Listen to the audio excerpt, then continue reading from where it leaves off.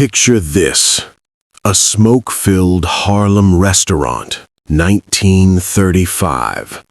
The most powerful white gangster in New York stands up, points at the most feared black man in America, and spits out words so vile, so disrespectful, that within 7 days, 8 men would be dead. This wasn't just an insult. This was a declaration that one race could humiliate another without consequences. But Dutch Schultz made one fatal mistake that night. He forgot he was talking to Bumpy Johnson. What happened next didn't just shake New York. It rewrote the rules of power in America forever. This is that story. Before we dive into that explosive night, you need to understand the world Bumpy Johnson walked through every single day. This wasn't just another era.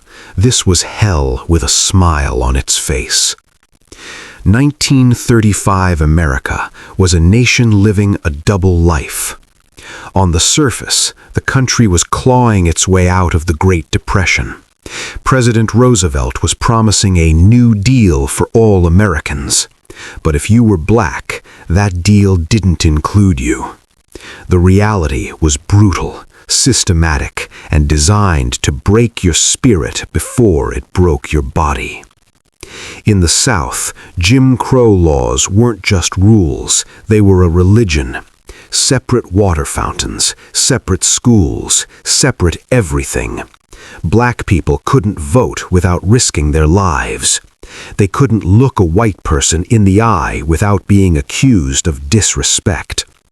Lynchings weren't rare occurrences, they were community events. Families would pack picnic baskets and bring their children to watch black men hang from trees. Photographers sold postcards of these murders. This was the reality. But Harlem was supposed to be different. It was the black capital of America, a place where jazz filled the streets, where culture bloomed, where black excellence couldn't be denied. The Harlem Renaissance had put black artists, writers, and musicians on the world stage. Langston Hughes was writing poetry that made people weep. Duke Ellington was making music that made people's souls dance. Harlem was proof that black people could build empires. Yet even in Harlem, even in their own kingdom, black folks weren't safe from white supremacy. The money might have been black, but the real power, that was still white. The Italian and Irish mobs controlled the numbers rackets, the speakeasies, the protection schemes. They took money from black neighborhoods and gave nothing back except fear. And at the top of that white criminal empire sat Dutch Schultz, a vicious, calculating mobster who controlled more territory than some small countries. He wasn't just rich, he was untouchable. He had judges in his pocket, cops on his payroll, politicians who jumped when he called. In his mind, and in the minds of most white gangsters, black criminals were at best partners to exploit, at worst, obstacles to eliminate. This was the world where respect wasn't given, it was taken. Where a black man, no matter how powerful, was expected to bow his head and know his place. Where the unwritten rule was simple. White men gave orders, black men followed them. Into this powder keg walked Ellsworth Bumpy Johnson. He wasn't just a gangster, he was a philosophy made flesh. He believed that respect had no color, that power belonged to whoever had the courage to seize it, and that no man, white, black, or otherwise, would ever make him feel less than equal. Dutch Schultz was about to learn that some men don't bow, some men burn the whole world down before they bend. What would you have done in Bumpy's shoes? Would you have stayed silent or fought back? Drop your answer in the comments, and don't forget to subscribe. Ellsworth Raymond Johnson didn't choose his nickname. The streets gave it to him. Bumpy came from the scars on the back of his head, souvenirs from the countless fights he'd survived since childhood. But those bumps weren't signs of weakness, they were medals of war, proof that this man had been fighting since the day he was born and had never once stayed down. Born in South Carolina in 1905, Bumpy grew up in a world that told him every single day that he was less than human. His skin color was supposed to be his ceiling, his chains, his prison. By the time he was a teenager, he'd already seen enough racism, enough violence, enough humiliation to break most men twice his age. So he made a choice. He moved to Harlem, where at least he could fight on more equal ground. Harlem didn't just accept Bumpy, it made him. He started as Muscle, a young enforcer with fists like hammers and a mind like a chess master. But what set Bumpy apart wasn't just his willingness to use violence, it was his code. In a world of criminals, he had honor. He protected his neighborhood. When white mobsters wanted to flood Harlem with drugs, Bumpy said no. When they wanted to exploit black families, Bumpy stood in their way. He wasn't a hero, don't get that twisted, but he was something rarer, a man with principles in a world without them. By 1935, Bumpy Johnson had become a legend. He worked with the Italians when it suited him, but he never worked for them. He ran his own operations, commanded his own crew, and most importantly, he demanded respect. Not the fake respect white gangsters gave black criminals while laughing behind their backs. Real respect. Eye to eye, man to man, equal to equal. And people gave it to him. On the streets of Harlem, Bumpy Johnson walked like a king. Store owners greeted him with genuine smiles. Children looked up to him. Even hardened criminals stepped aside when he passed. He'd earned something society said a black man in 1935 could never have: genuine power. But there was one man who couldn't accept that. One man who looked at Bumpy's power and saw an insult to the natural order. One man who believed that no matter how tough, how smart, or how respected Bumpy Johnson became, his blackness would always make him inferior. That man was Dutch Schultz, and he was about to make the biggest mistake of his life. The Cotton Club was buzzing that night. Not the famous one. This was a smaller spot, a place where gangsters of all colors came to do business away from prying eyes. The air was thick with cigar smoke and tension. Jazz played in the background, but nobody was really listening. This wasn't a night for music. This was a night for power moves. Dutch Schultz sat at his usual table, surrounded by his crew, hard-faced Irish and Italian guys who'd killed men for looking at them wrong. Dutch was in his element, loud and brash, holding court like the king he believed himself to be. Money was being counted, deals were being made, territory was being carved up like a Thanksgiving turkey. Then Bumpy Johnson walked in. The room didn't go silent, that only happens in movies, but something shifted. Conversations became quieter, eyes darted toward the door, because when Bumpy entered a room, you felt it. He didn't have to announce himself. His presence was announcement enough. He was dressed sharp, three-piece suit, fedora tilted just so, shoes polished to a mirror shine. But it wasn't the clothes that commanded attention. It was the energy, the absolute certainty that this man feared nothing and no one. Bumpy made his way to his own table, nodding to familiar faces, ignoring hostile ones. He was there for a sit-down, a meeting about territorial disputes in Harlem. The numbers racket was getting crowded, and lines needed to be drawn. In the criminal underworld, these meetings were sacred. You came in peace, you talked business, you left in peace. Violence at a sit-down was bad for everyone's business. Dutch watched Bumpy settle in, and something dark flickered across his face. Maybe it was the whiskey, maybe it was the cocaine. Dutch loved his cocaine. Or maybe it was something deeper, something uglier. Here was a black man in a mixed establishment, carrying himself like an equal, not asking for permission, not showing deference, just existing with the same confidence Dutch himself had. And Dutch couldn't stand it. The meeting started civil enough. Representatives from different organizations laid out their positions.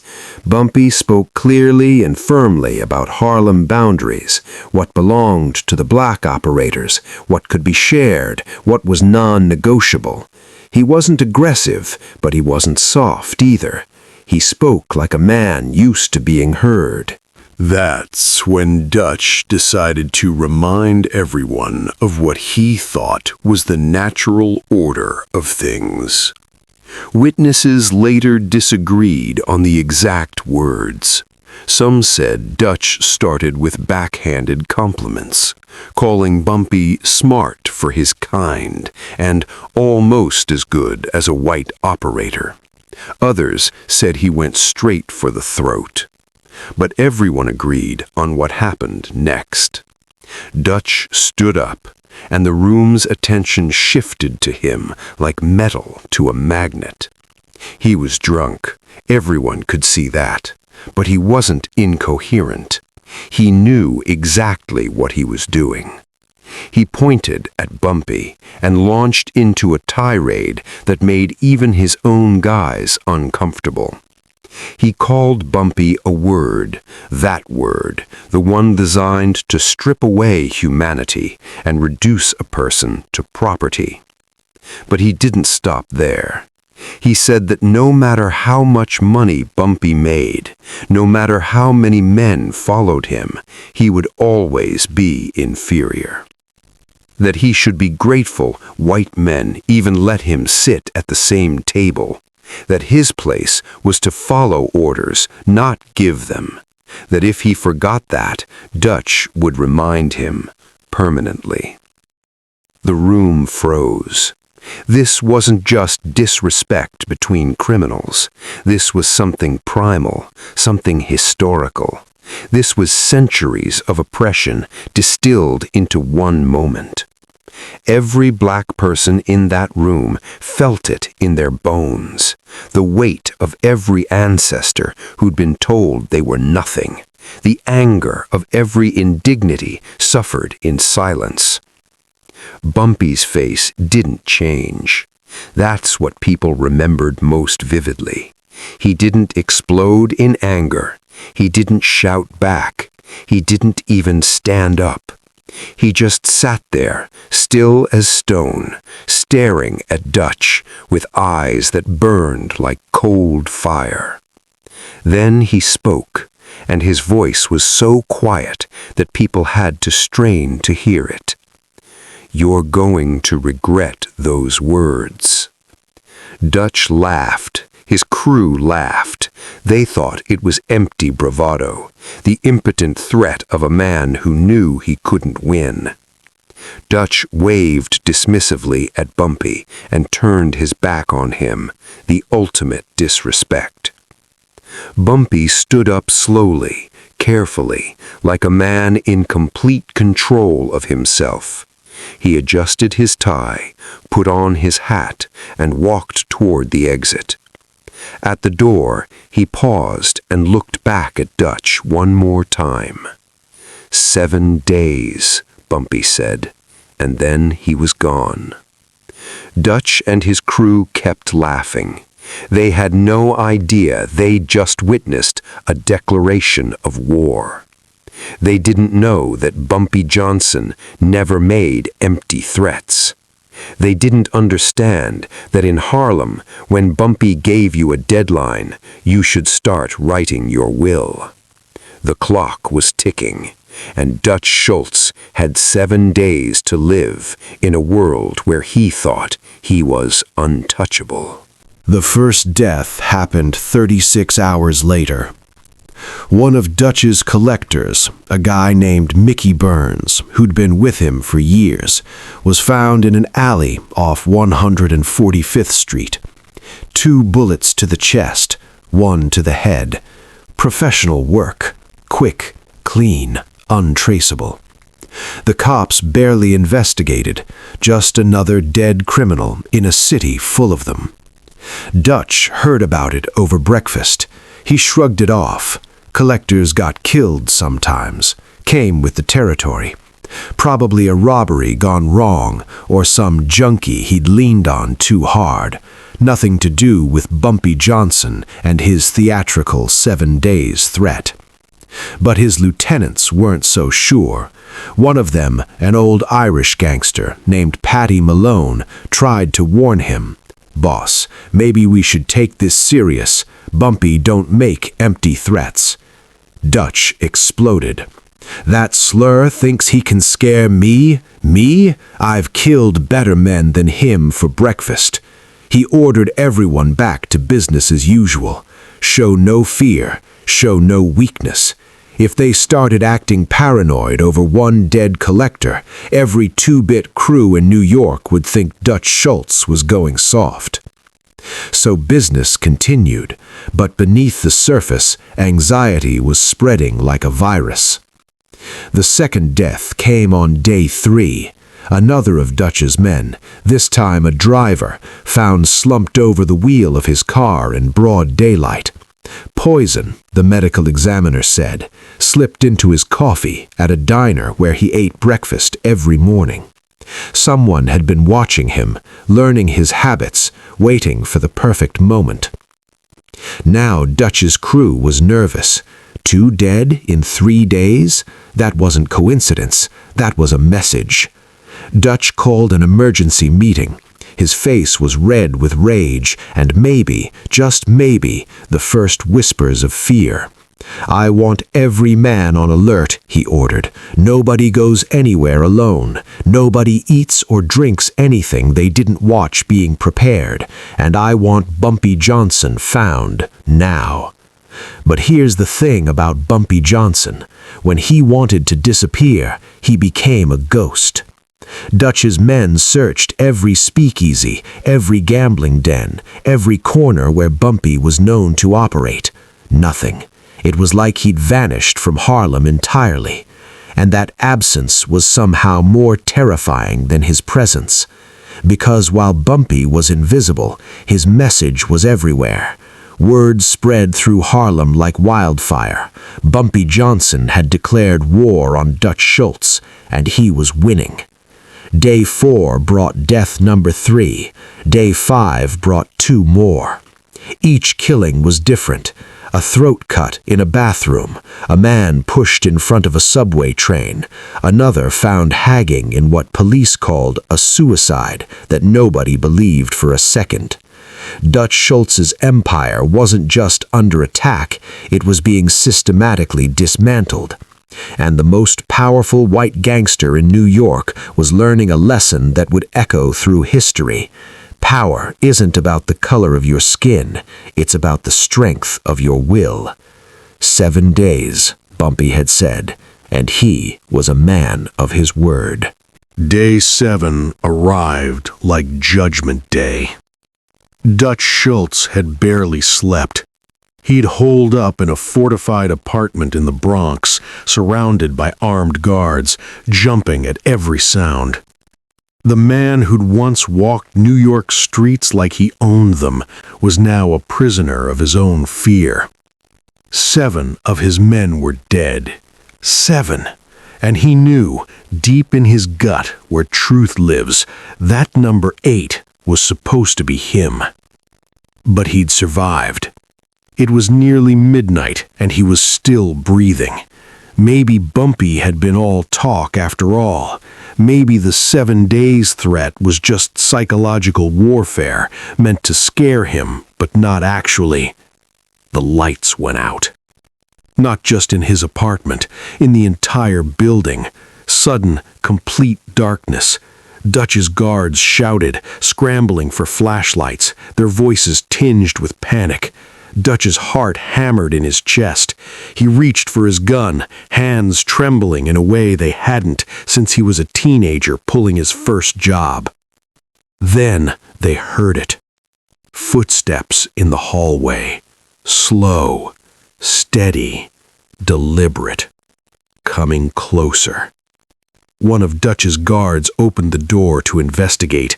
The gunshot that rang out was so loud it seemed to shake the walls. The guard's body fell backward into the apartment, a neat hole in his forehead. Chaos erupted. Dutch's remaining men opened fire into the darkened hallway, muzzle flashes lighting up the room like lightning strikes. But they were shooting at shadows, at nothing, at fear itself. And then, just as suddenly as it started, it stopped. The shooting, the shouting, everything. In the ringing silence that followed, Dutch heard something that made his blood run cold. Laughter, quiet, controlled, coming from the darkness. Mr. Schultz, Bumpy's voice floated through the doorway like smoke. I told you 7 days. Dutch fired his gun wildly at the sound, emptying the entire cylinder. When the clicking of the empty chamber echoed in the room, he realized he'd been played. The voice had come from down the hall, but Bumpy was suddenly in the room, materializing from the shadows like a demon. How he'd gotten past the guards, how he'd moved through the darkness so silently, these questions would haunt the survivors. But in that moment, Dutch Schultz finally understood what true power looked like. It wasn't about money or connections or skin color. It was standing in front of him in a perfectly pressed suit, calm as a statue. Bumpy didn't kill Dutch Schultz that night. He didn't have to. Instead, he leaned close and whispered something in Dutch's ear, words that witnesses were never able to get him to repeat. Whatever Bumpy said, it broke something in Dutch. The man who terrorized New York for a decade looked at Bumpy Johnson and saw death waiting patiently. The next time you disrespect me, there won't be a warning. Then he walked out, leaving Dutch Schultz alive but defeated, a fate worse than death for a man who'd built his entire identity on being feared. The war was over, and everyone in New York's underworld knew who had won.